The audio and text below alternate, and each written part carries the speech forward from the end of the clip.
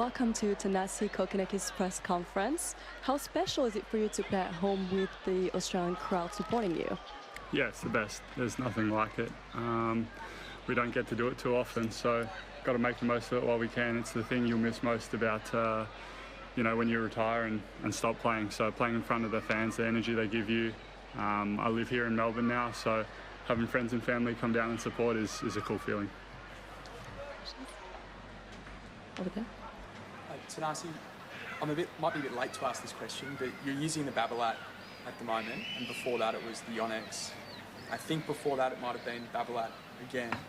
What were you looking for when you switched from Yonex to this Babolat, and why'd you make that move back again? And what are you looking for with the aero drop?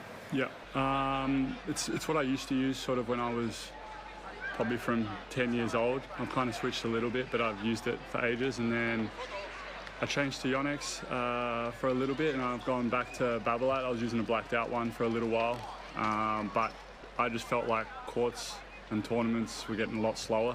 The balls were getting a lot bigger and not great, so I felt like a little bit more added power, which I get now. I felt like it was going to help me long term and hopefully injury wise. So that was probably the reason for switching. Just for looks? Hey? When you had it all blacked out, was that just for looks? No. Contract stuff. If I could play with an all black racket, I would. They look cool. It'd be a bestseller if more companies did it. Next question. I'm Elle from the Blue Zone. I was wondering if you could pick any player's skill set, past or present, what player and what skill set would you pick? That's a good one. Probably, it's hard to really pick one or who the best server was, but yeah, it'd be probably Isner serve, or whoever you pick in the best server of all time, that one. Hi Thanasi, I'm Roy from The Age, mate. Just want to know, how are you feeling? How are you placed for this tournament? Do you dare dream you might be able to knock a few wins out here and and have a little run?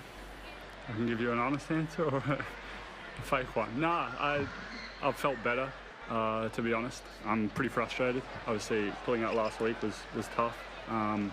I'm not sure how I'm going to go come Monday when I start, but we'll see. I've got a few things I need to work through, and yeah, I'll probably just leave it at that. I don't know what else to say. I don't know how I'm going to feel on Monday. I've been through this before. How tough is it going into a Grand Slam, going, geez, there's a question mark on me here, or how you feeling?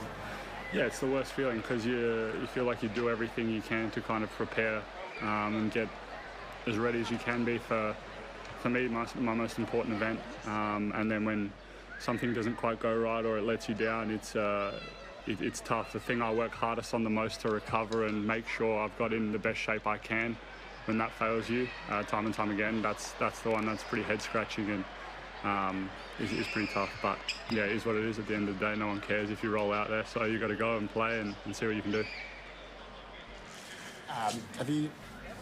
With your injury issues and Nick's not feeling great, have you spoken to him about doubles and whether or not that is or isn't going to happen? Yeah, I think both of us kind of made a little bit of a pact. Unless we're seriously hurt, like badly, we're going to try and come out there, even if we're not feeling great. So yeah, that's one thing, we can rely on each other and play. We don't know what we'll produce out there, but we're definitely going to try and take the court for sure. Good practice this morning. Have you spoken to him? Has he told you how he's feeling? Yeah, we've exchanged a few messages just before walking in, and that'll stay with me and Nick. With the doubles, does that give you a bit of a smile, give you something extra that regardless what happens in the singles, you've got something there that you can sort of have a good run with, mate? Definitely, it's a lot of fun, but I think for both of us, doubles is so much easier physically. It's not even comparable. I don't think I've ever been sore after a doubles match in my life.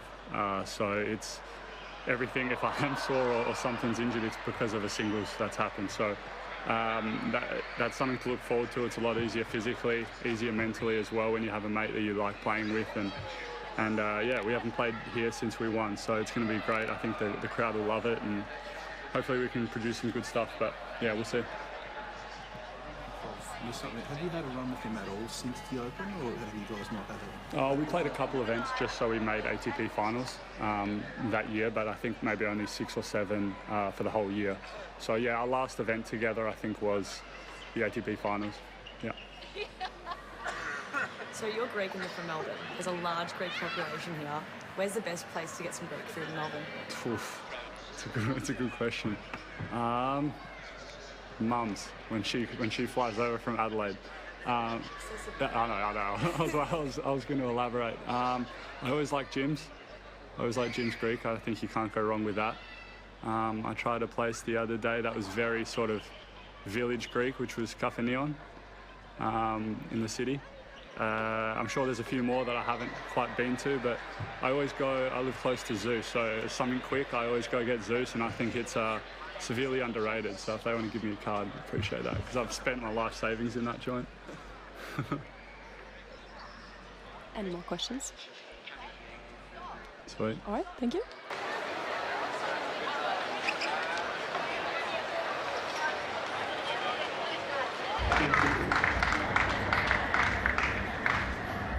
Hang on a second, did we say there's other information about ground passes? Yes, there is.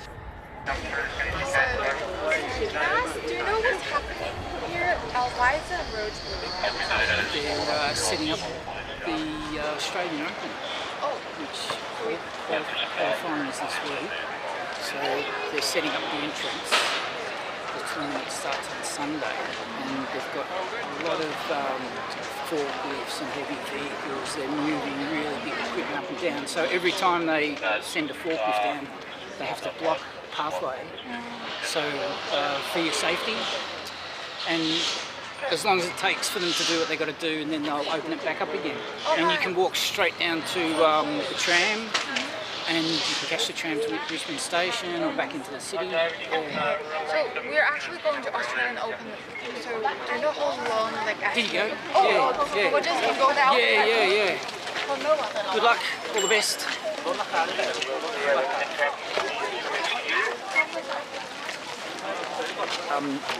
This Australian Open Live produced by Wise Words Media. We're based in Melbourne, Australia.